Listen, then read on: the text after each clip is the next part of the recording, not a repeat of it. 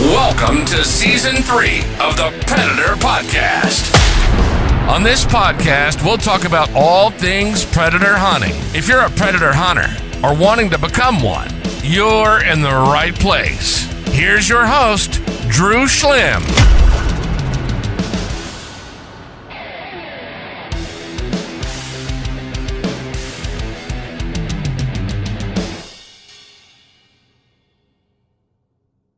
All right, guys, Predator Podcast Season 3.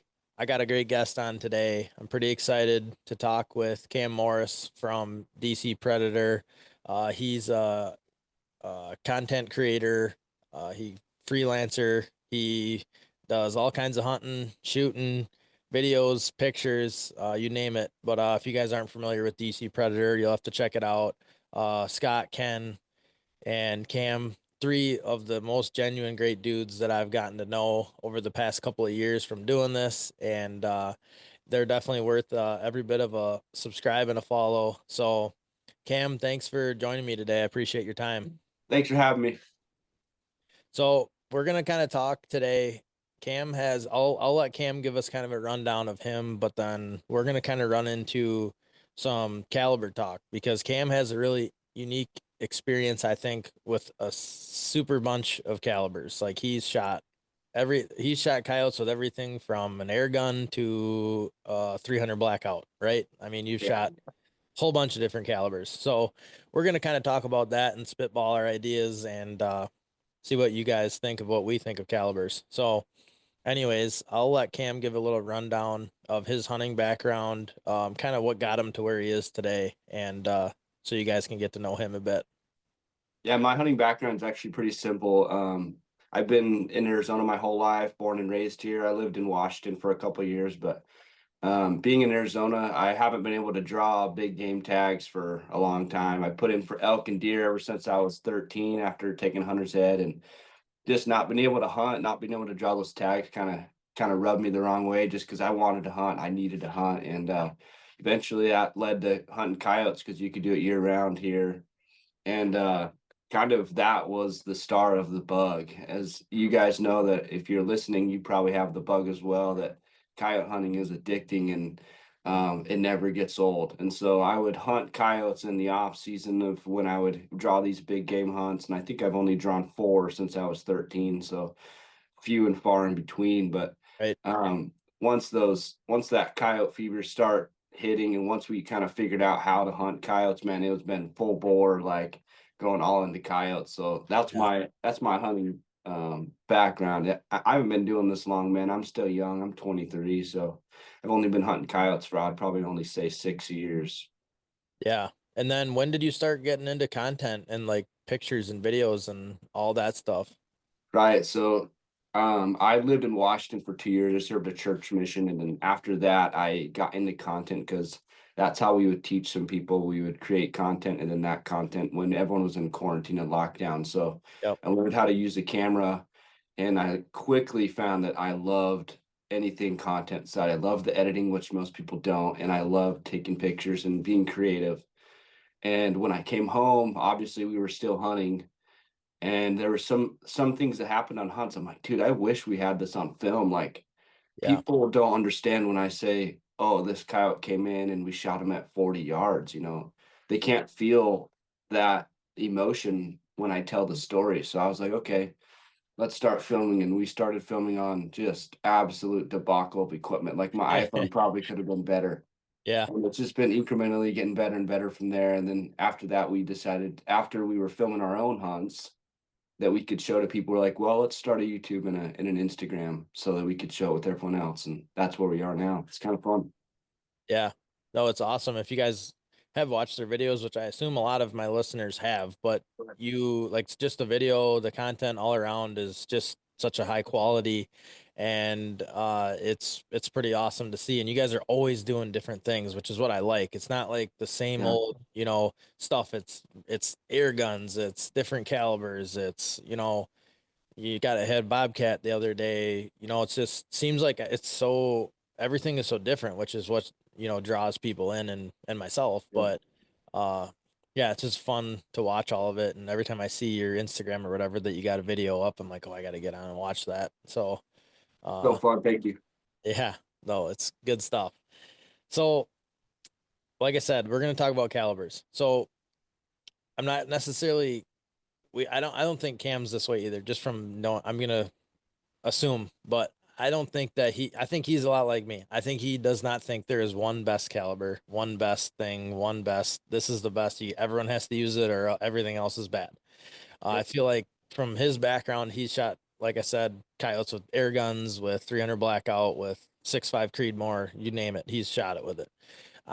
So I think he is like me and sees that there's a lot of good calibers out there. So we're going to talk about a lot of good calibers, not just one being the best or one being the worst. So I'm going to give you guys tell you guys I made a list of what are some calibers that I've either used or what I have hunted around a bunch. So I have some experience in it. So my list would be a 22 250, 22 Nosler, 223. Those are my top three that I've shot lots of coyotes with. 243, 22 Creedmoor, 6 arc, 6.5 Creedmoor, and a 22 arc as recently. So that's my list of what I've used, and I will say from my experience, every single one of those, I would have no problem carrying to the woods at any point in time. So Yeah. I'll turn it over to Cam, and we'll start to get hit some of his. He's got a lot longer list, and he's got a lot more background in calibers. So I want to hear what he's got to say about this. That list is pretty perfect. And the reality that we've been learning is you can pretty much kill coyotes with anything. And I mean, if you watched one of our recent videos, we killed one with a 30 cal air rifle, like you said. I would have never told you that was possible. And I Right. had no really even desire in hunting with an air rifle, period. And these guys at Utah Air Guns reached out and they said, "Hey, love your content. I think you can get it done with this. Try it." So they sent us a rifle, and I was impressed by the absolute knockdown power was insane, you know. Yeah. So going back to your thing, you could kill coyotes with whatever. I know dudes that are ranchers that do it with 22s. You know what Yeah. I'm saying? It doesn't matter. And that's pretty much the least energy on target that I could think of for a rim fire like that. Even a 17 HMR, that's probably got more energy than 22. So Yep. I really stand by that you could get coyotes down with whatever. That being said, there are definitely rounds and especially bullets that do a lot better. I remember in the very beginning we hunted with some buddies and we caught in a couple coyotes and we got one to stop and he shoots one and it spins. I'm like, "What are you shooting?" He's like, "Oh, 223." I'm like, "Well, what bullet are you shooting?" He's like, "I'm shooting FMJ." I'm like, "Okay, there's your problem, bro." Yep. So caliber extremely important. Also, the bullet is, I would probably say, even more important than the caliber, what you're Yeah, I actually putting agree. down range. But Agree. your list right there was absolutely phenomenal. 22 250, you guys will swear by that. That round is fast, speed kills. 22 Nosler, that's probably my personal favorite right now. And Yep. then you had a bunch of other ones. We haven't really explored too much into the arcs, the 22 arc. Yep. We've done 6 arc. Like you said, 6.5 Creed, totally overkill. You don't need a 6.5 Yeah. Creed. But if you got one, do it. And I guess I could start out by saying this. This is what we started out with. I actually have it in here. Maybe I'll get it out in a second. My dad had a 7mm Remington mag, and Yep. that's when we started putting in for elk and deer, Yep. big game. That was the rifle we were going to hunt with. And so obviously when I was hunting these coyotes, I didn't want to go buy a, AR 223 to go hunt coyotes with. So I just used his 7 mag. And you'll find out real quick that was blowing holes in coyotes, like huge Yeah. holes. And that's just not what I really wanted, you know. And Yep. also for me being young, that recoil it's hard to manage. So that was how we started. And I want to tell everyone out there, you guys can hunt and kill coyotes with whatever you have. You don't need the nice stuff. It's taken us years to get the gear that we have. We started Yep. out with the crappiest gear, the lowest tier, everything you can do, shooting off our hands and our knees. You know, it doesn't Yeah. matter. You can get coyotes down with whatever.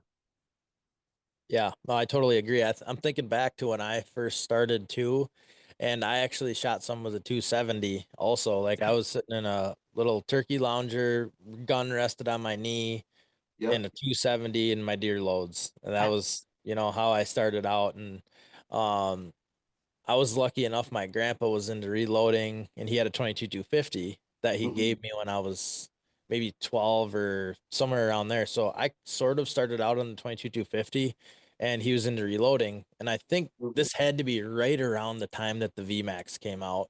And I started shooting the 55 grain VMAX, I think, like a long time ago. And so I was fortunate that I had that um, sort of gifted to me at a young age. And Yeah. obviously, I still use that 22 250 to this day.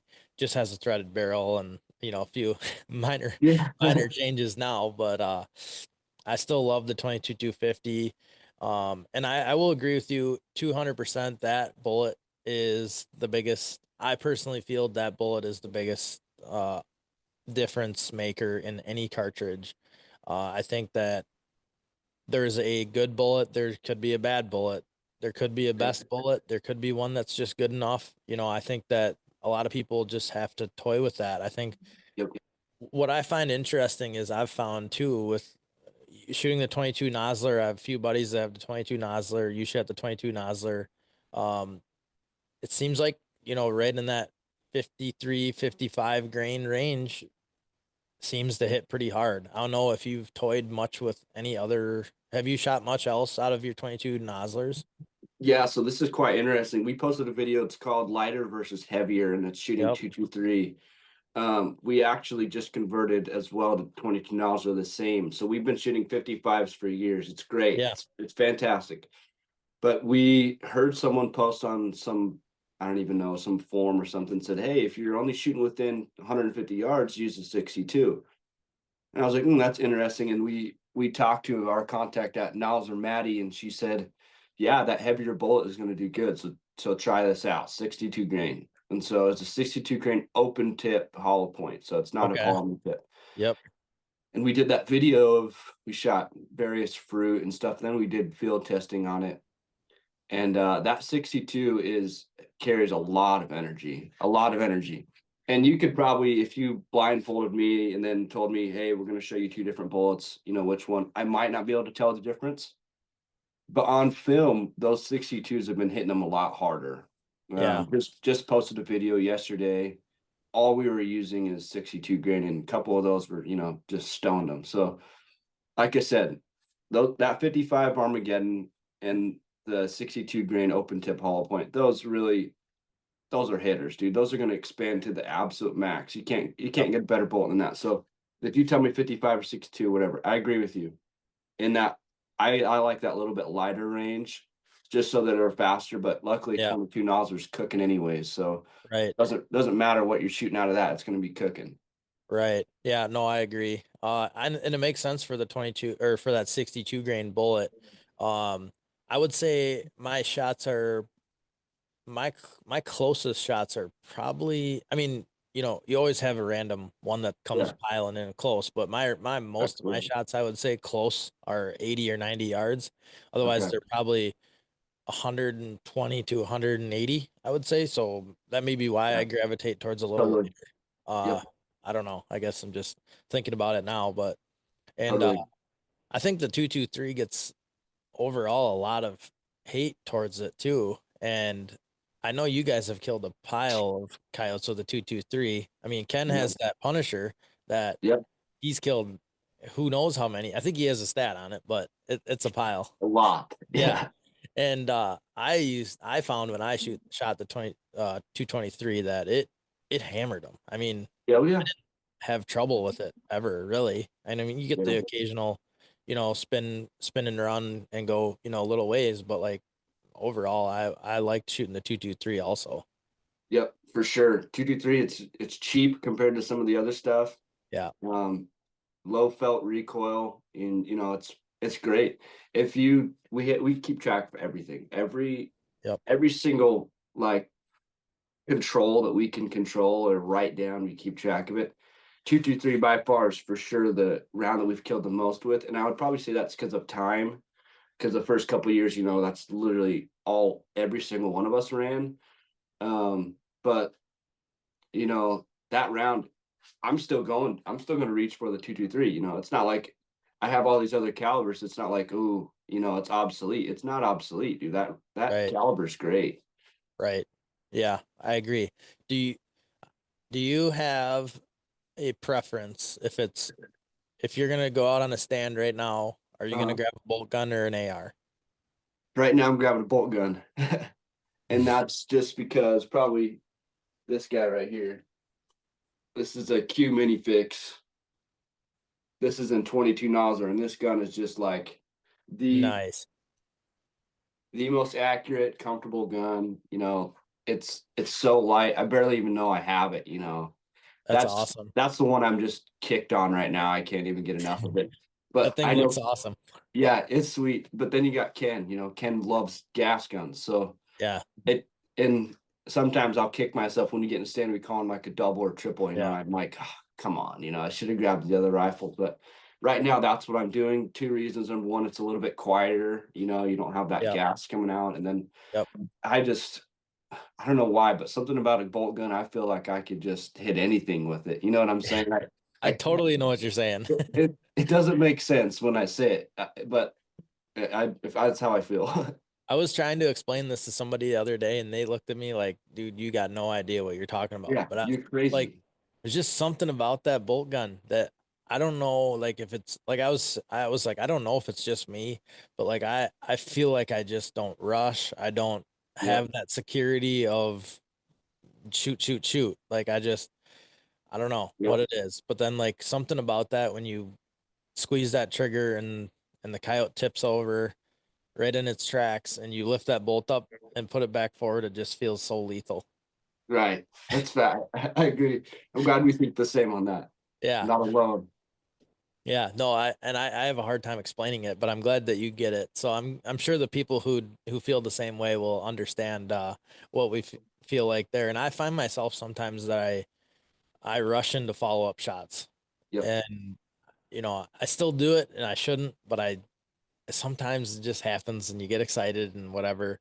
But it's one thing I've noticed with the bolt gun that I almost make better follow-up shots because I'm not Yep. in a hurry, I guess, if that makes sense. Yeah, the timing is huge. I think sometimes with my AR, even if a coyote necessarily is coming into the call, I'll just try to shoot him on the way in or on the way out. Yeah, But if I have the bolt gun, I'm really trying to stop them, and that's just a higher percentage shot. There's right. no way around it. Yeah. Yeah, and where you guys are down in Arizona there, you guys are in more like brushy, thick, I Thick. mean, pretty thick. So like for me, I would prefer to only shoot. Like if I had a multiple come in, I'm preferring to only shoot, once to tip one over, and then I'm gonna take my chances getting the second one to stop because Calling. they're in the Yep. fields or they're in the open.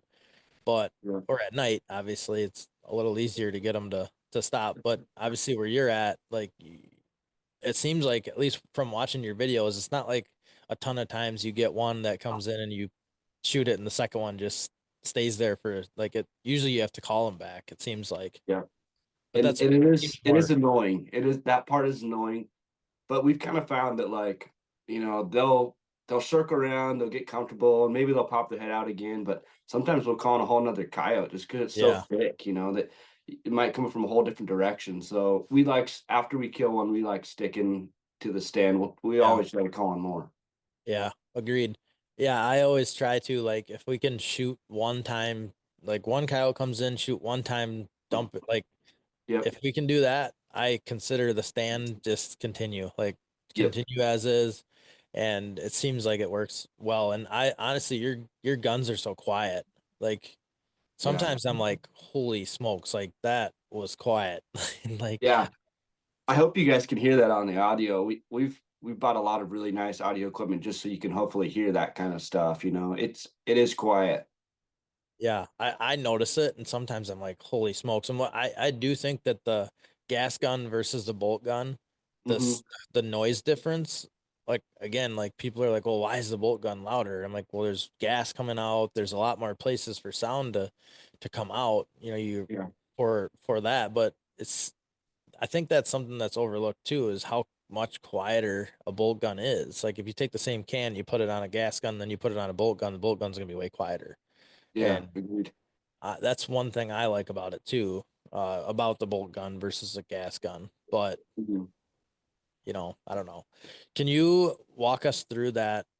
What you have on that 22 Nosler that you're loving right now, like Yeah. glass and everything, can glass, can cover. I mean, Yeah, so I'll start in the back. It's just a Q mini fix. This is a yep, 16-inch. The barrel is made by our guys down at Moztec. So yep, those guys are local guys. They make custom barrels. So he did a 22 nozzle. Looks like 1 1/8 twist on this one. yep, It's mean that drives tax. I mean, the factory barrel that came out of it was great, but we wanted a different caliber. This was originally 223, yep, so changed it to 22 nozzler. I got this is an Arkin EPL 4 to 16. That range is great for me. If I could pick one range to stick with, that's probably what I'm picking with. We yeah, have a 1 to 8. We run on a lot of our other guns that are like tighter areas, yeah. but 4 to 16, I could do pretty much everything I need. Um, the trigger it's called literally the greatest trigger. It's Q's trigger. It's fantastic. I have an Annex. Those guys are local as well. It's just an Arca rail.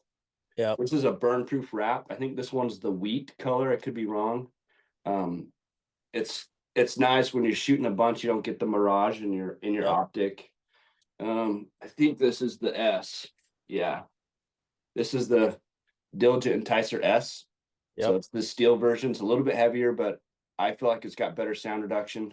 We yep, have this is the Zilch mount. So I don't know if you're familiar with this, but what the yep. Zilch does is it recesses into the can so that you save some length, which here's a rear end muzzle device, but Right. you totally notice that, and the cool factor is cool. Plus, it Yeah. still sounds wicked quiet, but I like being able to have it nice and short. But this package is light, dude. I can't even tell you. It's probably, I would say 6.5 pounds is my guess. Yeah. Maybe a little bit more with the can, but Yeah. What scope mount is that? this is a Geisley scope mount. We're actually just barely going to switch to. I don't have them. The guys, Ruff's Precision. They're out of Flagstaff. They're more local. Okay. We're gonna switch to them. They obviously Geisley's nice, but Yeah. um the guys at Ruff, they make some good stuff, and they're kind of up and coming and hoping to kind of push some of their stuff. But we really like it. The cuts are fantastic. They got the one that I ordered for that one's got a bubble level on there, so when I'm Nice. mounting and shooting with that, it's gonna be right on. But that gun's money, man. I Yeah. can't get enough of it. Yeah, that's awesome. It looks sweet. I'm not gonna lie, you knocked it out of the park. So Yeah, thank you. It's yeah. fun. It's like art. Yeah, no, it is. Yeah, I agree. Which, yeah, that's the fun part too about that the chassis, builds like that. You can kind of customize Yep, them sort of like, like we a lot of people are used to doing with ARs. totally. So they're sweet. Yeah. I definitely like that part about the modularity of stuff that's coming out. It's awesome. Right. Give me your top three, like your three favorite guns, calibers. That one's number one for me. Yep. Is this coyote hunting? Sure. Let's go Okay. coyote hunting. Predator Um, hunting. yeah, so 22 nozzle Q mini fix. That's my top. My second one, I'd probably be this one. This is a Danner Defense DDM4 V7 with a 1 to 8. Yep. It's when we have tighter stuff. I'm taking this, and this is my runner, when it counts Yeah. run. Yep. And that's And a two then two three. 223. Yep. That caliber is definitely not obsolete. It's one of my favorites. Yep. Um, dang man, that's like asking me which kid's my favorite. I can't answer it. I'm glad I stumped you. You did something, and maybe I'll do this one because this one might turn some heads. This is a 6.5 Grendel. So this is Nice. Arrow's M4 Pro series. They just came out with pretty simple. Just a Geisy mount a little bit higher, 1 to 6. But this is a Grendel. So when we do those stands are like 150 and under. That Yeah. round and that caliber just absolutely crushes coyotes. Yeah. It's similar to the 6 arc, same thing. Yeah. Ken's got a 6 arc and he loves it, but this gun's light, it's sexy, and Yep. that caliber it's new to me, and I love playing around with it. Yeah. I think a lot of the hate for the 6.5 Grendel comes from people who are trying to shoot far long range. I just think that bullet loses velocity enough Yep. out there at 300 yards. And I'm not saying 300 yards exactly, but I'm just saying out there, pushing long range. I don't think it's I've heard several people that have killed far, far more coyotes than me say that that's the only gripe they've had with the 6.5 Grendel. So it makes sense for, if you're shooting them close, that it would be great. Yeah, and if you look at our data, I think our average shot is in between like 65 and 75 yards. Dang, That's close. That's barely out of shotgun that range. You is know what I'm saying? close. So I would say, every once in a while, like our last video, I think I shot one at like 260 or something. I'm rarely taking that. Obviously, I'm comfortable with some of these rigs, but like rarely do we sit in the stand and I can even see that far. You know what I'm Yeah, saying? So, yeah, and take my opinions on calibers with a grain of sand in that aspect that you're shooting way further and I'm shooting close. So yeah, it's at the end of the day, it's a tool, right? My yeah, rifles and my rigs and the way I have them set up, they're tools, and they're tools for where I hunt yep, and exactly what I need for the job. yeah. Well, what I'll say too is I run into more trouble with close shots than far shots. I mean, that's typically where you see bullet splash, you see Yep. stuff like that start to happen is when they're real close, which so I think that says a lot about your setups is that range. I think a lot of bullets are designed to perform well at 100 to 200 Yep. yards. Agreed.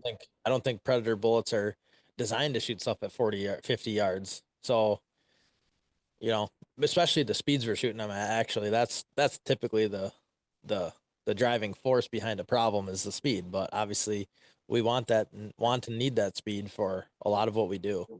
For sure. Especially you guys that hunt at night, you just want a laser beam. Yeah, exactly, exactly. Uh when so 300 blackout, 6.5 Creedmoor. What are some bigger calibers that you've shot coyotes with? Like I said, the 7 mag is probably That's seven huge. mag. Yeah, that's probably the biggest. Yeah. We got the 6.5 Creed's a big one. 300 blackout, as in terms of grain, that was a 220 Yeah, grain. That's the heaviest that I've ever shot anything with.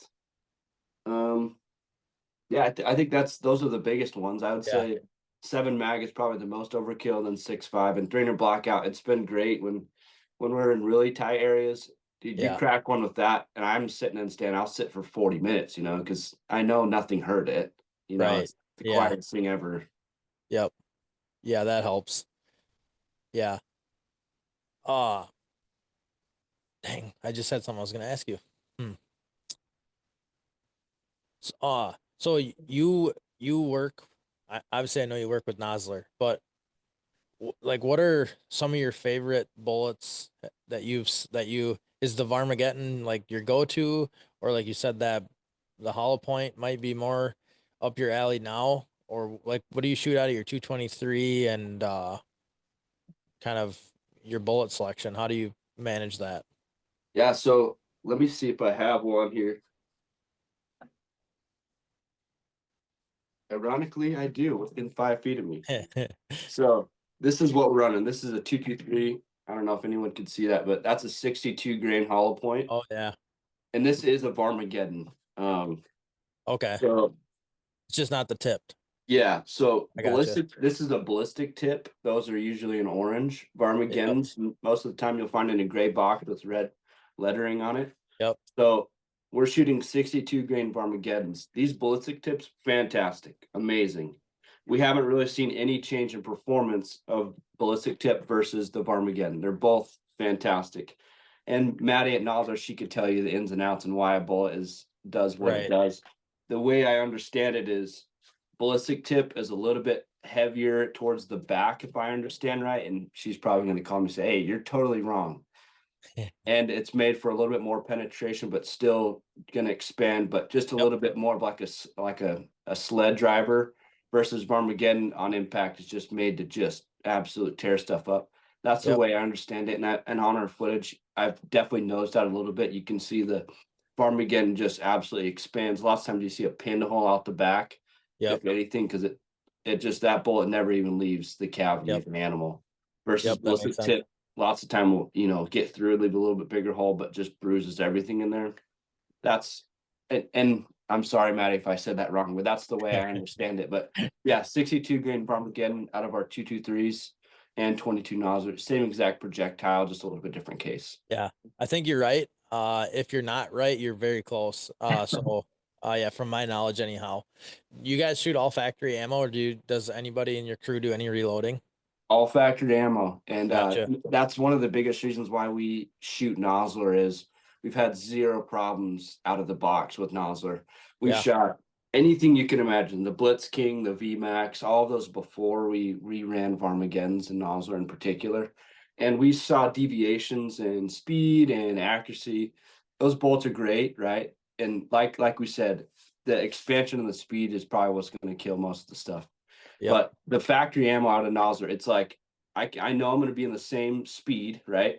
Like we have our chrono and we'll range them, and it's crazy how close each round is for factory. That's stunning. Yes. But the groups out of the Nozzler have been way tighter than all the other stuff, and I am very particular about my setups. Like Yep. these setups, I said nonchalant. I have those things dialed to the max, right? Yep. Every screw is torqued the way I want. Everything is absolutely perfect.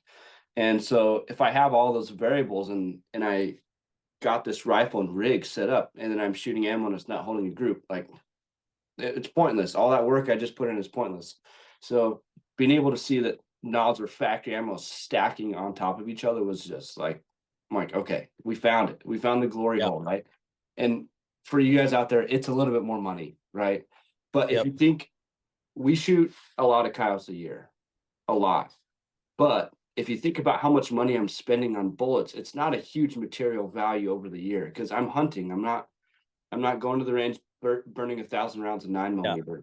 If you think about how many rounds I personally shoot a year of 223, I'd probably say maybe 150, maybe, right? And so if you take that, I'm maybe out 10, $15, $20 more than. And so I would rather pay for a higher product that I know is going to perform, that I know is going to ethically take an animal versus, save a little bit of $2 or $3 per box, just to have.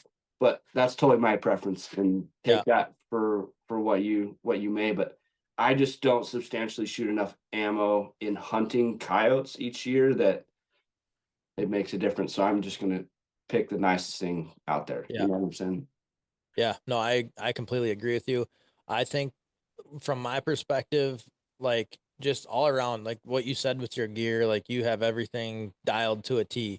I would say I'm up the same alley in terms of I make sure all my gear is fully functioning the way that I need it and want it to when I go to the field. Like if I go to the field knowing that something is not right, I will like it would be eating at me. Like I'd be like, I Yeah, can't, for sure. I would need to figure it out before I went, I guess is kind of where I'm at with it.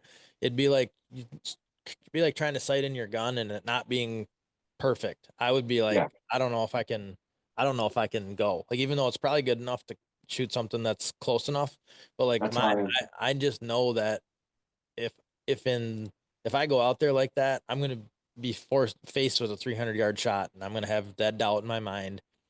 And You'll so injure to something. me, yeah. And to me, like just the time, the money, the effort, the things that you put into going out there and hunting, right? Like why would you want to go out there knowing that your gear's not at least functioning right? Like it doesn't necessarily mean it's expensive or the best of the best or, whatever, Yep. just making sure it works right. Like even if it's your deer rifle, whatever, as Totally. long as it's working. Like what I come to find a lot with people that, especially up here, everyone deer hunts, right? So a lot of people that are deer hunters will just pull their gun out of their safe and think they're going to go shoot coyotes. And I've seen so many people miss in my Yeah. and then it's like, well, when was the last time you shot your gun? And they're like, oh, 20 well, I years. shot it last spring or Yeah. I shot it 2 years ago and it hasn't left the case since, so it should still be on, and like I just that stuff like to me it's just like I kind of quit even like I used to take a lot of people and let them use their own guns and like now if I take someone if I don't know their guns on they're using mine like Yes. because I just what I just don't get the point of wasting your time and going out there with faulty gear or something isn't working right. This just doesn't make Mhm. sense to me. Totally. And I will say, and this is probably to cover my bases, a lot of you guys are like, oh, well, you don't know how accurate hand loads are. Accurate hand loads can be insane. I've seen some groups that are like just ridiculous with guys that reload. For me, it's probably more of convenience, you know? Yeah. I don't want to put forth all the money and gear of reloading, and the honest truth is I don't have the time. I don't have the Yep. time to go and reload. So if Yep. I could get these factory loads that are freaking on top of each other, to me, like it's not worth it to me to go to Yeah. do the time and the energy and the money that I would spend to get into hand loading. Not shaming on anyone because I've seen some of you guys put out the most incredible groups out of your hand loads, like stunning. But just for me, it's out of convenience. Yeah. No, I completely get it. And the reason I hand load all mine, polar opposite of you, but the Mhm. reason why I do that is because when I shot the 22 Nosler in 2020, there was no 22 Nosler ammo to be found on a shelf anywhere. Yeah. So I had to reload or I had to start reloading so I could shoot that gun. Yep. And that's just honest truth of why I started reloading. And so I started reloading. I had all the stuff in 2020 during COVID when nothing, you couldn't get anything anywhere. No, yeah, I couldn't get So, in. so I had to, and then I had all this stuff. So now I just kept doing it, just because Yeah.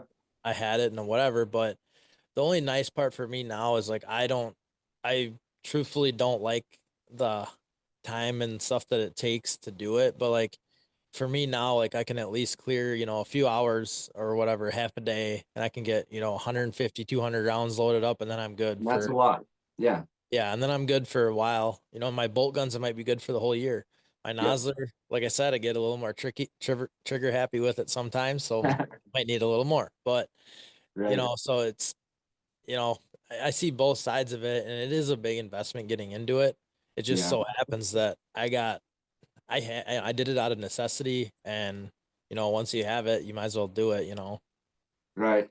I got one of my buddies, Connor, up in Canada, and he has some insane hand loads. He'll load those things, and they're like, he showed me pictures. The groups are just like wild. You know what I'm saying? Yeah, He's in the same boat though. He hunts coyotes, so it's like you said, you're probably right. You carve out a day, then you make your ammo for like 6 months, and it probably is fine. Just for me, I'm just out of convenience. I'm yep, not yep, gonna do and that's what I always say too. Factory ammo anymore is so good compared to it. what Yeah. it was even 10 years ago.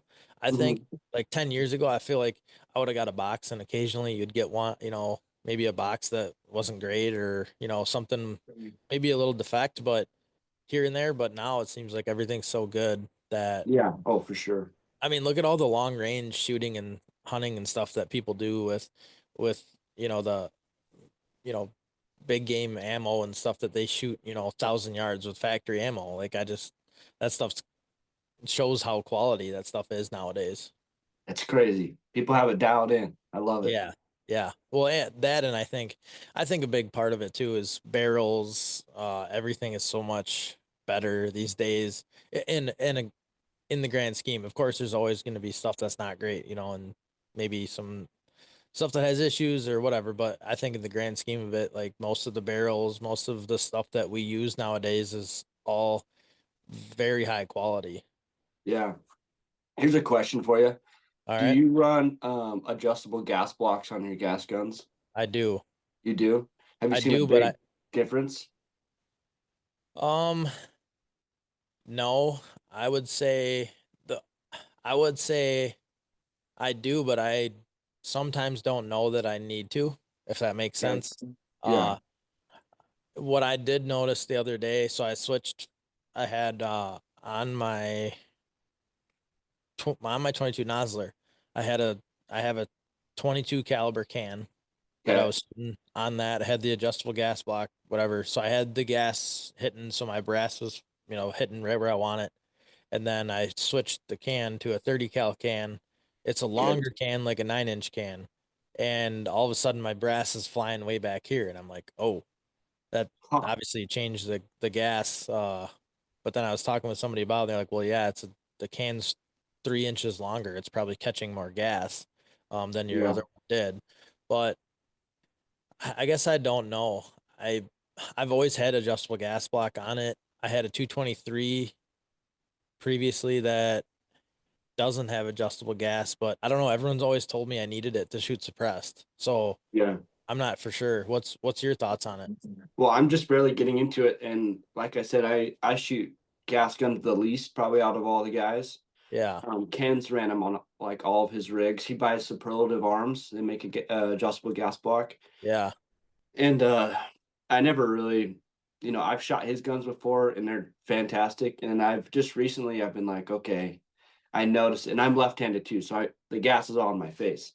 Yeah. And his 22 nozzlers, like he has that dialed like so down that there's like just almost zero gas coming out when the new Yeah. round cycles. And I was like, okay, I get it now. Because I Yeah. compared that apples to apples with one that was just a pinned gas block.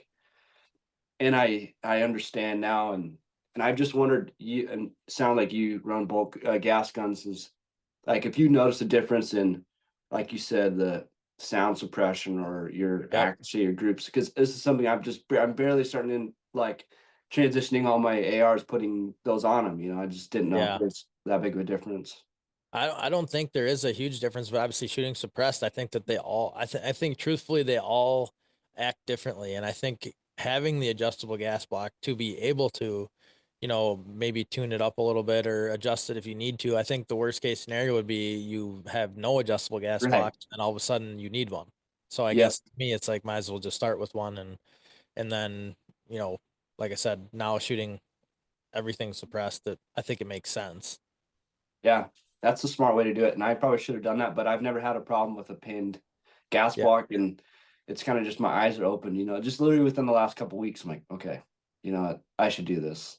Well, yeah, and now that you experienced it with all, especially being left-handed, if you're getting all that gas in your face, Mhm. I would think you'd definitely want it. For sure. And I just figured, I was just gonna take an L, just every time I was Yeah, left-handed, you're just this gonna, is what you get for being left-handed. yeah, you're just gonna take an L. And I kind of just accepted that. But then I shot his and I'm like, okay, hold on. I don't need to be taking the beating like I have been. Yeah, So, yeah, that's not that fun. I don't love that gas coming back in your face either. It's not, it's not my favorite thing, but I seem to never notice it when I'm hunting. right. I don't know if you're probably on YouTube just as much as I am, but the guys at Q, they put out some really cool stuff. They Yeah, just did they were testing out the Southpaw and a bunch of different cans. Did you watch that video? yeah, I would love to test my own rigs with their setup they had to track decibels. I would love to have something yeah. like that. Because if I could tune my stuff to be a little bit quieter, I totally would. So Oh, for I, sure. I watched that video and I was like, I really wonder what my stuff's hitting at. You know what I'm saying?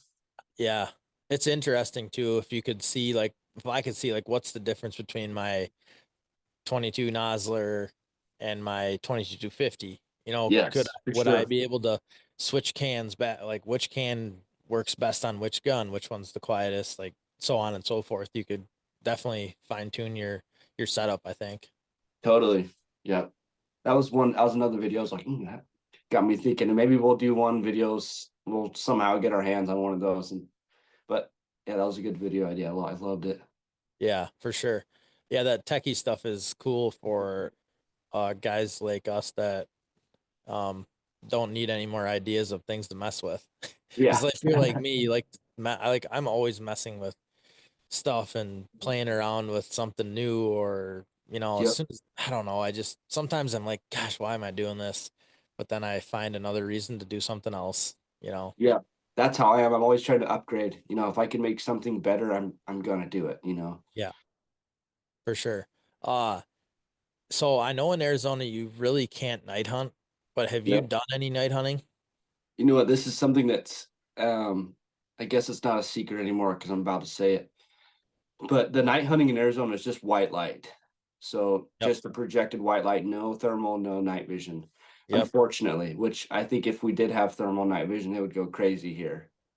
Yep. But and there's only certain areas and certain time of year. December 1st through May 31st is the night hunting, and there's only certain units. So I can't just go whatever unit I want, just go hunt. Right. So it's really, I would call it strict. I don't know what other states are, but I would consider it pretty strict. It's strict, definitely. You had Chris on from Night Crew, right? That Yep. was your last episode.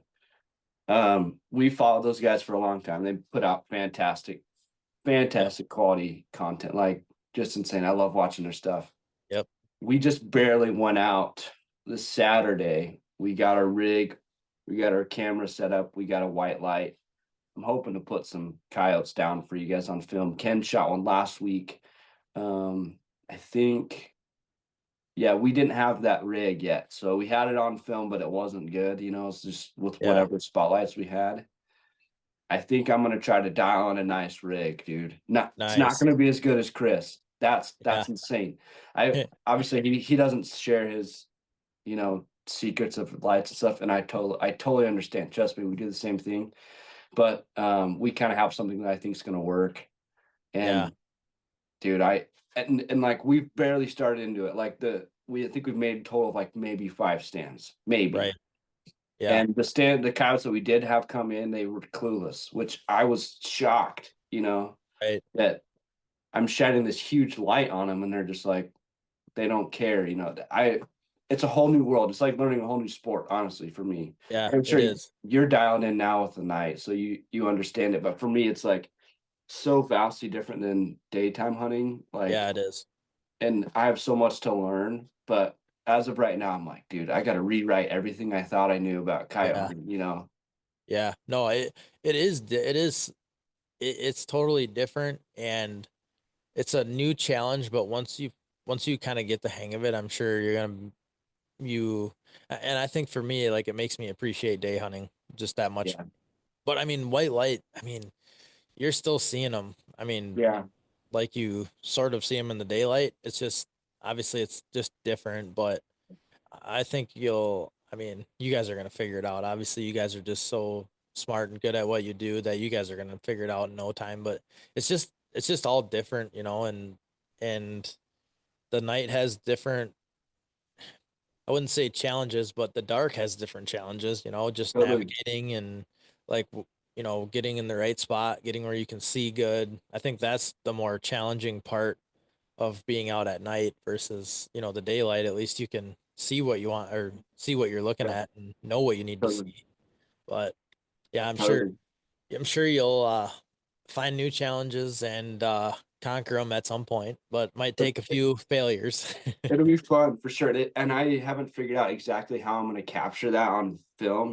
Like I could get the harvest on film, but like a lot of the B-roll before, I'm still trying to figure it out. I wish we could use night vision and infrared and stuff, but like it's going to be fun. It's going to be fun to figure it out. I love a new challenge, so Yeah.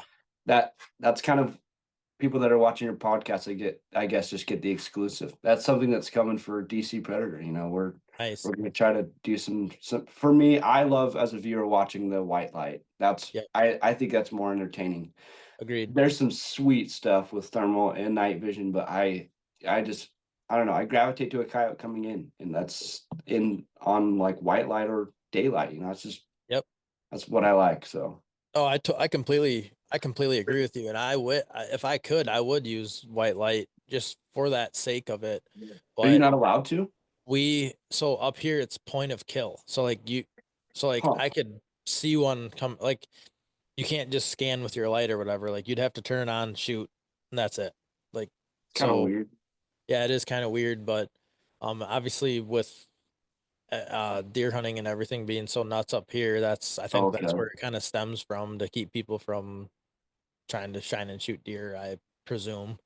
So that's my thought, but I feel the same way. It's like, thermal stuff is cool and it's great, but like, for me, it's just, to some extent, it's all the same, like, I don't know. I guess I don't know how I'm not trying to make it throw shade at it or anything because I do it and I have, I post videos and whatever, and I love it, but it's just not the same to me. And Yeah, I just, I don't get as excited as I do in the daylight and, stuff like that, but it's all fun and it's a efficient way to kill them and people need them killed. There's yep, farmers, there's homeowners, there's people that need coyotes killed and whatever. So, totally however means necessary, that sometimes is what you got to do. But yeah, agreed. 100% agreed. yeah, well, that'll be exciting. I'm excited to see what you guys come up with there. That'll be fun. Do you ever have plans of going traveling anywhere else besides Arizona to go hunting and uh chase predators? For sure. We've been offered by several people to go hunt different areas. Something that we just need to pin down the calendar and do. Yeah. Um, yeah, but we've done it just mostly bordering states of Arizona. We haven't really gone like nationwide, hunting coyotes, Right. but we've been invited several times, and we really don't hunt with people anymore. It kind of got ruined. Yep. That experience got ruined for us, so we don't take people out and we don't hunt with anyone just because Yep. we had really bad experience in the past, just one really bad experience, and so it's kind of ruined it for our crew, which is really sad because we are, if you know us, we're really inviting, welcoming people, and Yep. we generally want everyone to be happy. And so after that one bad experience, we really kind of, shelled up, and we don't want anyone else to feel the way we did, or Yep. I would hate to hurt anyone's feelings or anything. So that's why we don't go out of state. We've had a lot of offers. I would love Yep. to. It'll probably be on our own excursions. For sure. I don't So blame you. it's the reality, and I hate that that's the way it is, but it Yeah. is. Well, I mean, let's just be honest here. Uh, you are doing well. Your videos are cool. You guys are just rocking it with everything you're doing.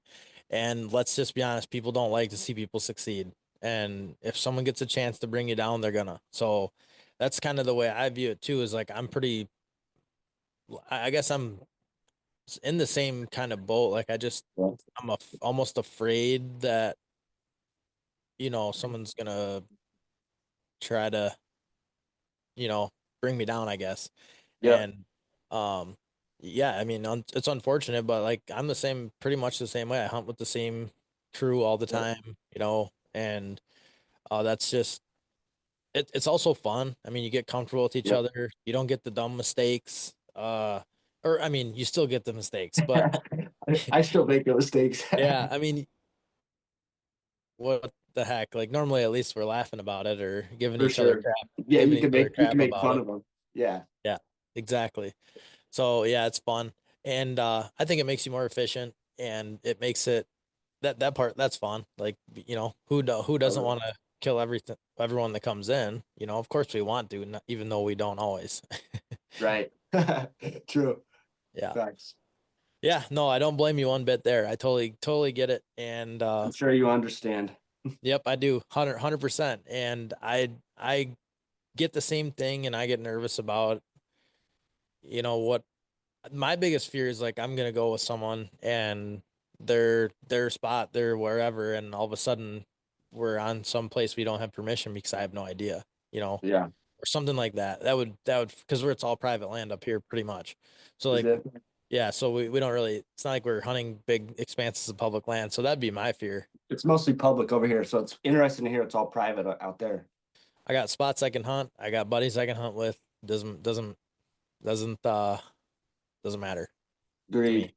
And the So reality is there's spots everywhere and there's always coyotes. So also another thing that for me that's fun is when you travel somewhere with your crew and you go, like, I don't like the, like, hey, come hunt with me, I'll put you on whatever. Like I would rather not do that. Like I would rather go figure it out myself. I'd rather go yep. struggle, figure it out. Like that part of it is that's partly the fun to me versus someone saying, here you go, come jump in and shoot these coyotes I'm going to put in front of you. Yeah, totally. I agree. And it kind of makes it more rewarding in a way. Exactly. Agreed.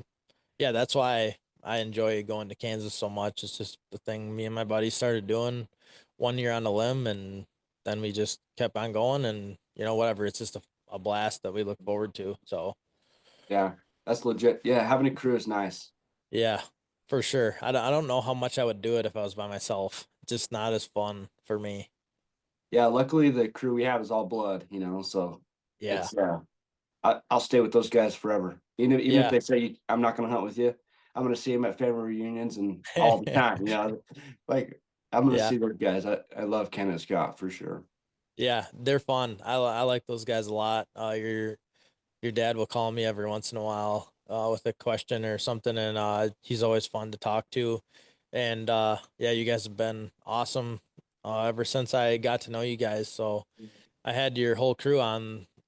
Yeah, I think it was might have been my first season. I can't remember now, but I had you guys on in the past. But me and Cam have been talking that we were gonna get on together, and so I'm glad we finally were able to make it work.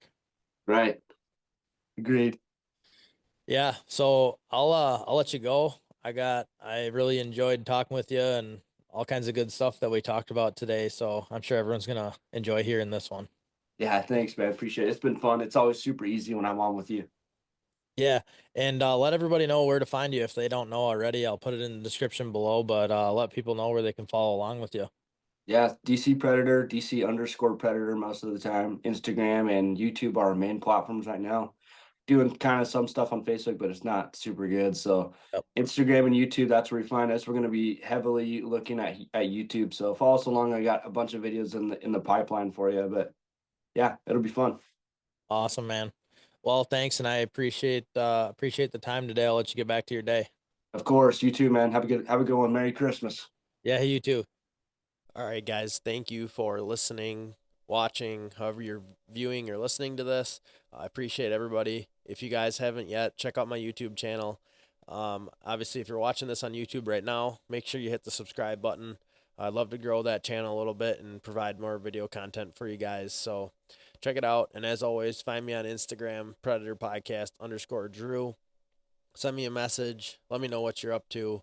And I'd love to hear from you guys. So thanks for listening to this episode with Cam. I hope you guys check out DC Predator. They're some of the best, most genuine dudes that I've been very fortunate to know. So go check out their stuff. It's all good. And big thanks again to Cam for joining me. So hopefully everybody has a Merry Christmas this week.